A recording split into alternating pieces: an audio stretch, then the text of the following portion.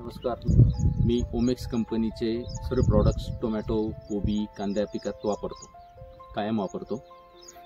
यावर्षी मी टोमॅटोला Hanning solution आणि जेराड सोल्यूशन वापरलेले। वरून स्प्रेसाठी सुकेन्शुल 2 वापरले, ज्याने मालाला फुगवण शायनिंग वगैरे येते। त्यानंतर कॅलमॅक्स गोल्ड वापरले, त्याच्यामुळे फळाला काळा डाग वगैरे येणं, फूट वगैरे येऊ देत नाही।